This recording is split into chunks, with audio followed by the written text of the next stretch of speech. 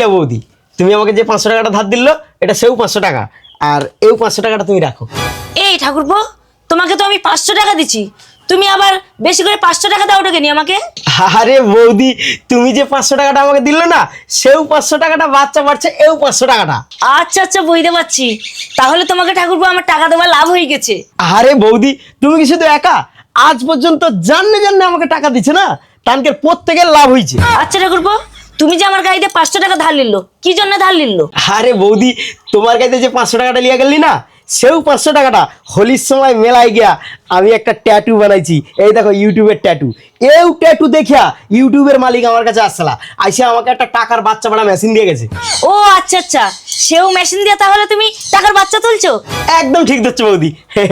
আমি তাহলে এখন যাই, ও অনেক টাকা এখনো প্রেগনেন্ট হয়ে আছে তো, তানকে আবার ডেলিভারি করাইতে হবে। আরে ঠাকুরপো, দাঁড়াও দাঁড়াও।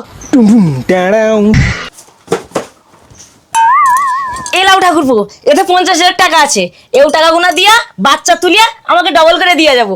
আচ্ছা ঠিক আছে বৌদি, একদম চিন্তা করার দরকার নেই, আমি বাচ্চা উঠলে তোমাকে দিয়ে যাবো এখন ডবল করে। ও ঠাকুরপো, দাঁড়াও দাঁড়াও দাঁড়াও।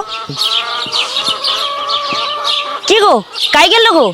ওই তো বৌদি, আমি একটু হাঁক দিয়ে গেলি। ও আচ্ছা আচ্ছা, তা ঠাকুরপো তোমাকে 1 মাস আগে 50,000 টাকা দিল্লি, সে টাকা কায় টাকার বাচ্চা কায়? আরে বৌদি, কি কইবা তোমাকে দুঃখের কথা, অত কষ্ট করে টাকাগুলাকে প্রেগনেন্ট করলি, টাকাগুলা মা হতে গিয়া মারাই গেলা।